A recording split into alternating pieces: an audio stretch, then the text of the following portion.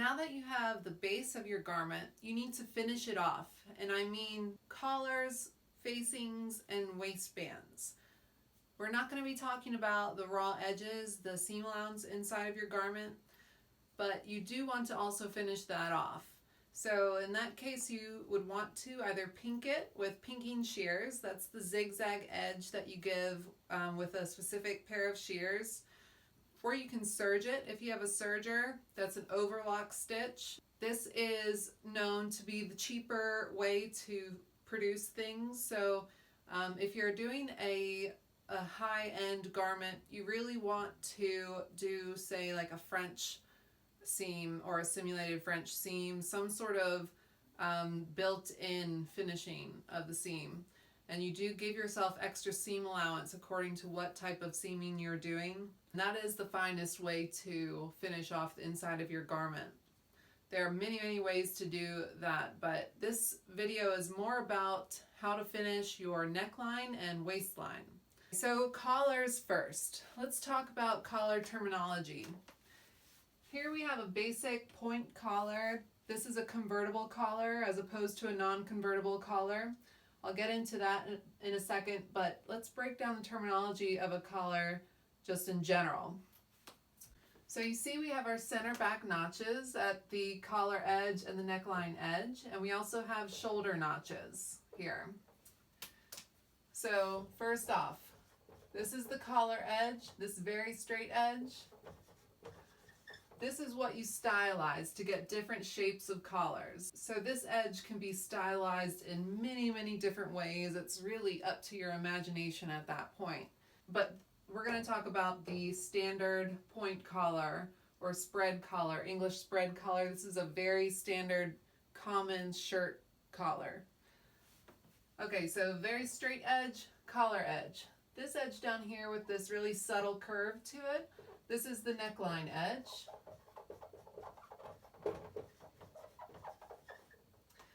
The dotted line here in the middle, sort of the middle, separating the bigger part of our collar from our stand, this is our roll line right here, where the collar folds over itself.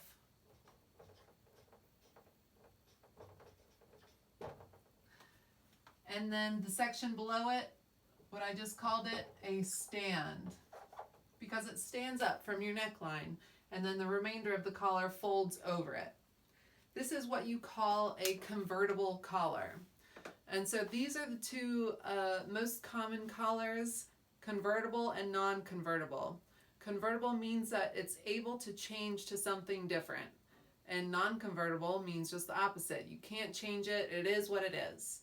So the reason why they call this type a convertible is because it folds over itself and you can pop it back up. The basic difference between a convertible and a non-convertible collar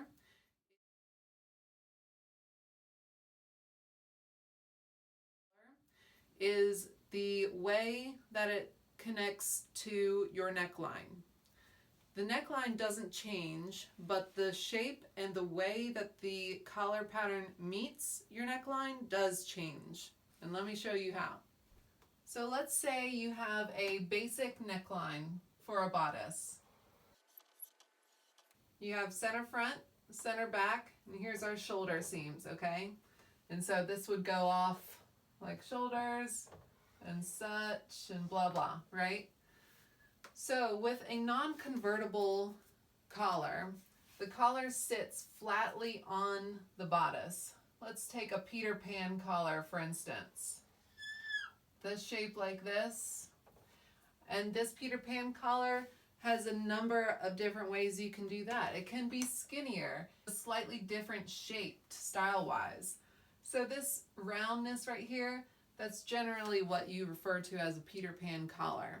And it's known to be a non-convertible because it lays directly on the shirt. You can't pop it up, it lays there because the pattern is directly patterned from this flat aerial view. Your pattern would then look like this, basically, without this wonky side over here, obviously. With the convertible collar, because the shape of it is straightened out, like this, slightly curved on the bottom, straight on the top, it is forced around the neck in such a way that it makes a fold. These are the two types of collars. Pattern directly the shape that you need. It's not as simple as directly taking that shape off of your bodices lined up at the shoulder seam, but you do have to overlap your shoulder seams just a little bit.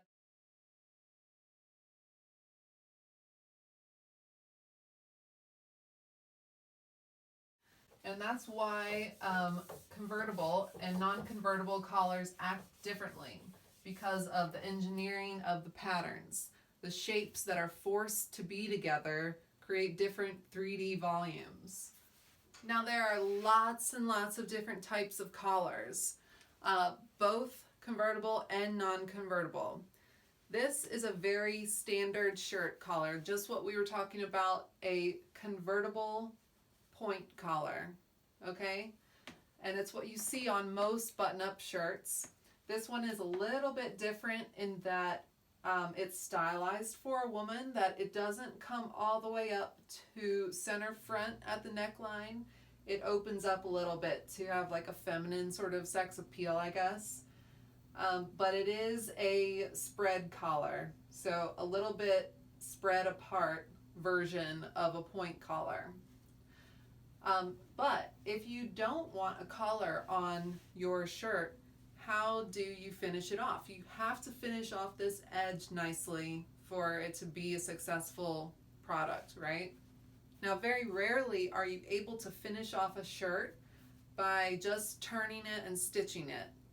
So a lot of times at the neckline, people will use a binding to finish off the edge of it, and that just means you're using the same fabric or a different type of fabric on the bias so it can go around curves. Remember that the 45-degree angle on fabric is called bias, and it allows for the fabric to stretch and curve in places. So that makes it ideal to go around curves on the neckline or any curve on a garment. And you just basically enclose that raw edge of your neckline in this separate piece of bias tape. So that's one way to finish off your edge. It's a little simpler than doing a facing or a collar. You do want to use a measurement of bias that is shorter than the actual neckline measurement.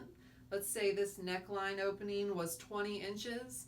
You would want to subtract 2 inches.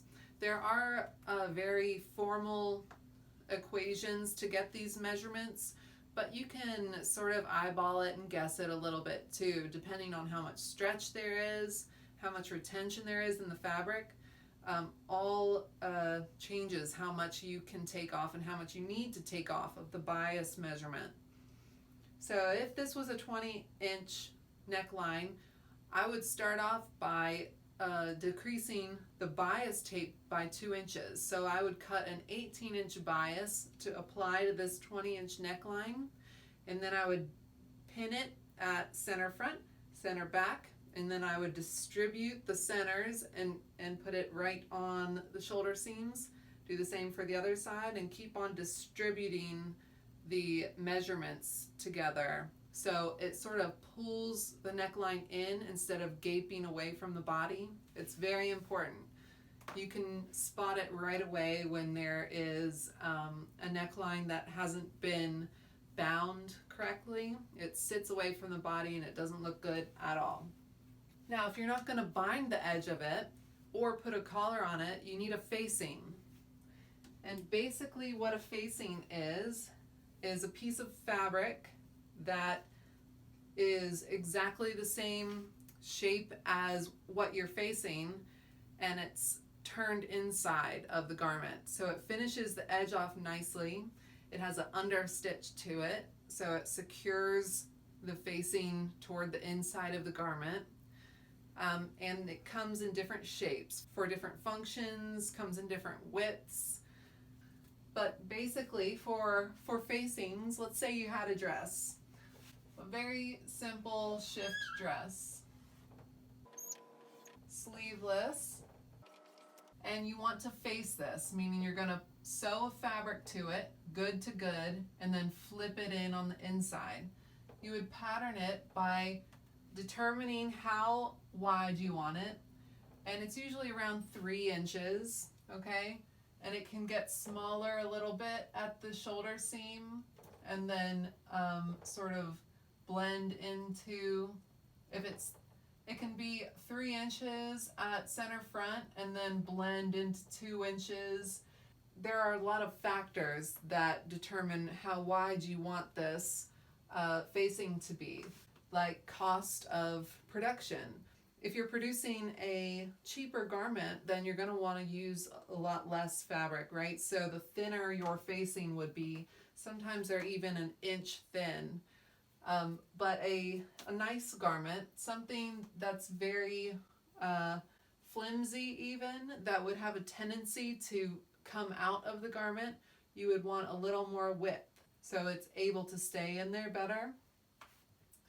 But basically, you would trace off a shape of your garment, both front and back, if you're facing a neckline.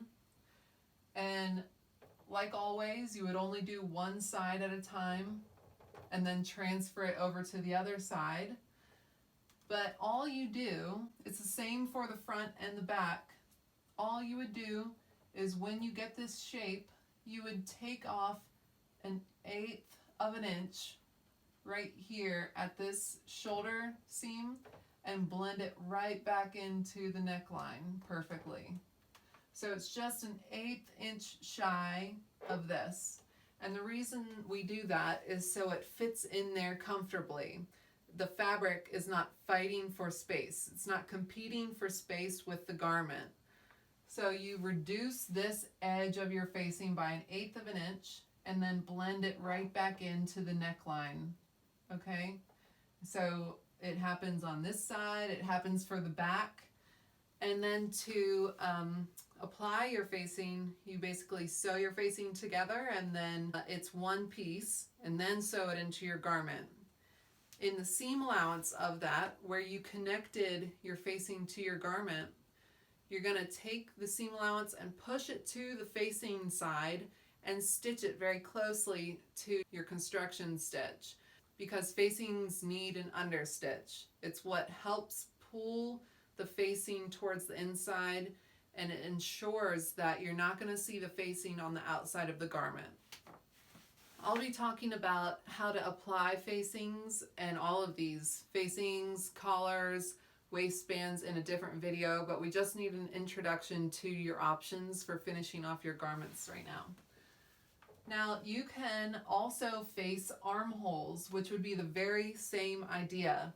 You would get this shape off your front of your bodice and your back of your bodice, just the same, and you would subtract 1/8 of an inch from this and blend it right into the corner here. Blend it right back into the full measurement. Just think about a piece of fabric trying to fit inside a garment. You need it to be a tiny bit smaller than the shell, the actual garment shell, but it does need to sew to the armhole. So it needs to be exactly the armhole measurement, but it needs to fit in there also. So that's why we only take 1/8 away from this end and then blend it exactly right back to that armhole point. Same on this. 1/8 away and then blend it right back into that corner. You can do this for pants as well. That can finish off a nice waistline for a pant, and even skirts. It's very common on skirts. This is a very simple hip foundation. You can see that they have a tiny little facing in here. It's very small. And a lot of times facings are accompanied by a lining. There are times when you can line a garment, just straight up lining and nothing else, but there are also times that you have to have a facing with your lining. Now this is also considered a facing. I'm sure you're familiar with a jacket like this, like a blazer, a women's blazer or jacket like this has a facing on this section that is part of the lapel, and it meets the lining. So the lining and the facing make up the interior part of this jacket. This is considered the facing right here, and it meets the lining down a little bit further. And as well, we should talk about this type of collar that is commonly seen on a jacket and sometimes button-up shirts. This is called a notched collar, where you have a part of the lapel or a stylized center front area with a roll line that connects to a collar. And this is called a notched collar. You can have different styles of this as well. It can be a peaked collar. You can have a shawl collar coming into the lapel. But basically, you are taking this center front line that exists with everything. You're establishing a roll line that you want where this breaks in the garment. This one breaks right here. And that's also where you put your button for your jacket or your shirt. And you can make this stylized extension of your lapel as grand as you want. So from your center front line, you can make this bigger or smaller, more subtle, all depending on what garment you're making and the design, the style that you want. Now lastly, I want to talk to you about patterning a collar. And I'm just going to talk about the standard shirt collar, the point collar. It is a convertible. And I want to show you how to pattern this for any garment that you have. And if you're just starting out, you probably want to start with this collar because it's the easiest. You're going to need your neckline measurements, which is very simple. All you're going to do is get the measurement on your bodice from your center front line to your shoulder line. That's going to be your center front neckline. And then you also need your center back to your shoulder. That'll be your center back neckline. Let's say I have a center front neckline of 5 inches and then a center back neckline of 4 inches. First off, you want to give yourself a really long line and establish the very center of it. This is your center back notch. Then you want to establish your shoulder notches on either side. So if this is my center back measurement is 4 inches to my shoulder. So I'm going to give myself 4 inches. From my shoulder to my center front is 5 inches. I'm going to give myself another mark at 5 inches.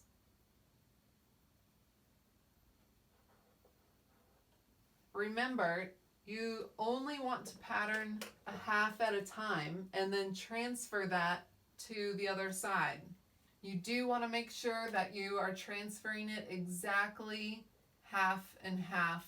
So be sure to fold your pattern exactly on that line.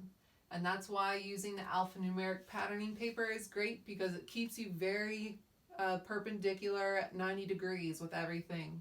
Next, establish how wide you want your collar to be. Because this is a convertible collar, it's going to have a stand. Remember, the stand from the neckline is usually around 1 inch. So you want to have at least another inch to come back around, and then add 1/4 so it covers up that seam that you've sewn your collar to your neckline at. So at least 2 1/4. Let's make this one 3 inches. So really no less than 2 1/4, but you can go up to 3 if you want. That's the width of my collar, 3 inches. And then create a square line very perpendicular with your center back line and extend it all the way out. make it longer than this line. That is going to be an arbitrary style feature, but it should be at least an inch longer.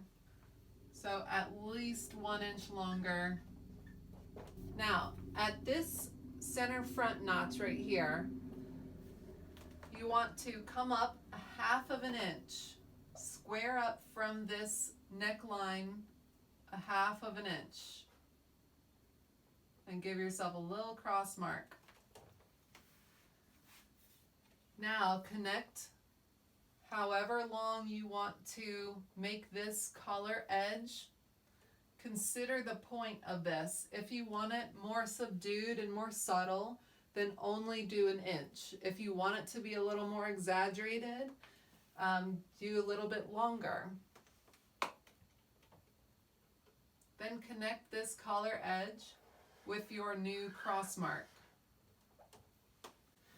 Now you want to take your French curve or your hip curve and bring this new cross mark at a really pretty organic curve. The shoulder notch is where collars break, meaning that the curve is going to blend back into this straight line at your shoulder. So it's a very subtle, pretty, organic curve right back into the straight line, and it should be there by the shoulder notch, okay? So now this is gone, but this is still your center front, okay? And you know that just because it's the end of it, and there's nowhere else to go. It has to be center front. So this is your 1/2 of a collar. Now you can transfer this to the other side and put seam allowance all the way around. 1/2 inch or 3/8, however you prefer to sew collars. I usually do a 1/2 inch. So a 1/2 inch all the way around. Now a collar isn't just made by one layer. You have to have an under collar with it. And that's exactly what it sounds like. It's the piece underneath the top side of the collar, the side of the collar that you can't see, the under collar. The under collar is exactly the same pattern, except you're taking a little bit of space out. You want the under collar to live basically on the inside edge of your upper collar. And how you do that is you take away 1/8 off this line. So take away 1/8 at the top, all the way across. And you're also taking 1/8 off of this side, but you're blending it right back into this point. So this point is staying how it is, and you're taking off 1/8 of this side as well. So your under collar is smaller than your upper collar, just by 1/8 of an inch, all the way down your collar edge, and then blending right back into the center front area of your neckline edge, okay? And it also would get seam allowance around the entire thing.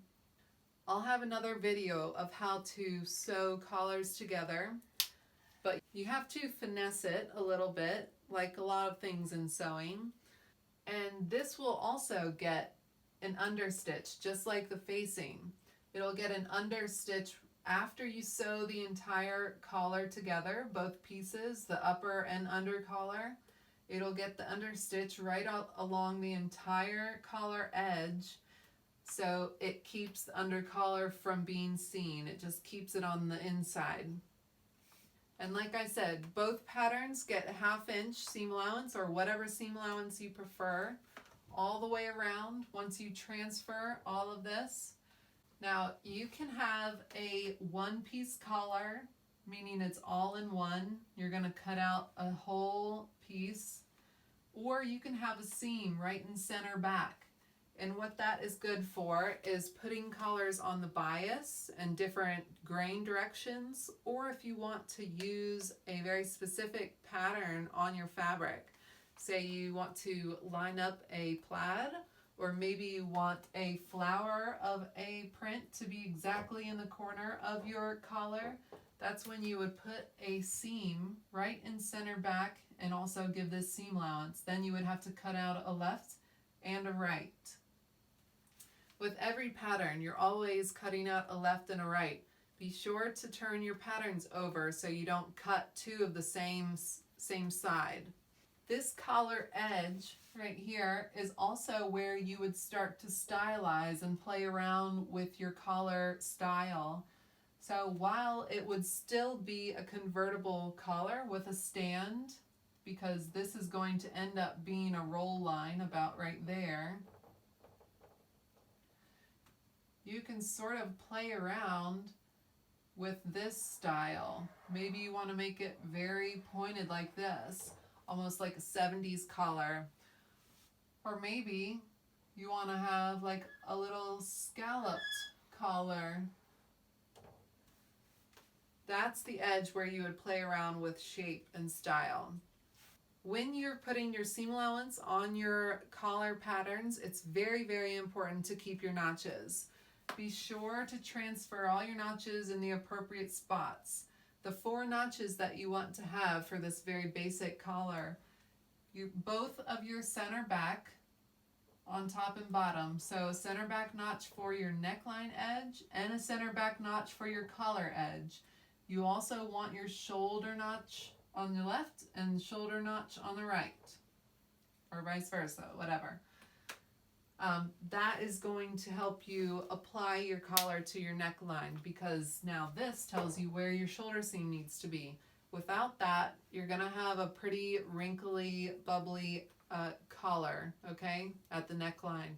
So notches, very important. Don't forget those. And the very last thing I want to talk about are waistbands. So this is an alternative to the facing that you would put at a waistline of a pant or a skirt. You have waistbands and you have contour bands.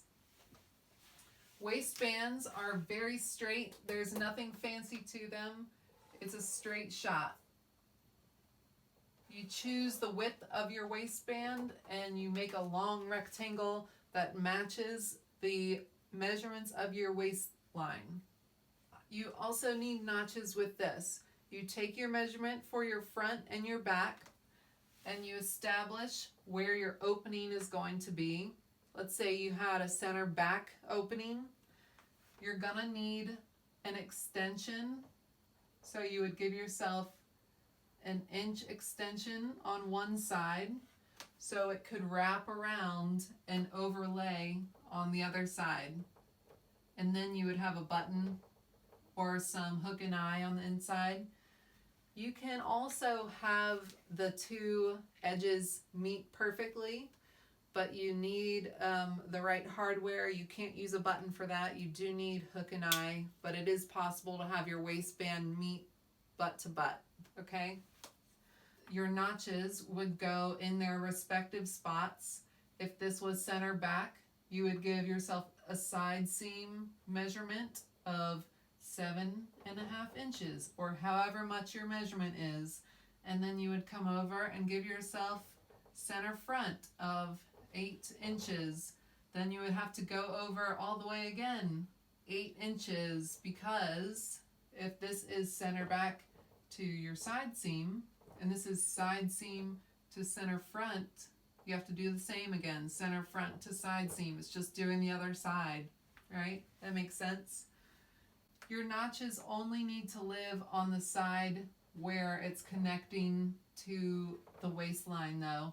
You don't need to have notches on this side. It does help having notches where your extension is though. Always give yourself notes when you're patterning. Be sure to label everything with a CF or CB or side seam, SS, so you have all the information that you need to refer back and understand what you were patterning. The other style of waistband is called a contour band. And it's called a contour band because it has shape to it. Instead of just being a long rectangle like this, it's going to give you more shape. So if this is center front or center back, however you want to look at it, your shape would be more like this instead of a very straight rectangle, and then you would have the remainder of your waistband exactly the same on the other side. This is a little more advanced. This is going to be better for a waistline that comes up higher to your natural waist because the straightness of it matches our natural waist better than this contour band. Now for lower waistlines, this contour band is better because of this shape that it's going to naturally give. But if you were just starting out as a beginner sewer, stick with this one for now. It's much more straightforward, and then you can advance to the contour bands. The next videos are going to be on how to actually apply these to your garment. So keep your eye out for that. Those will be out shortly.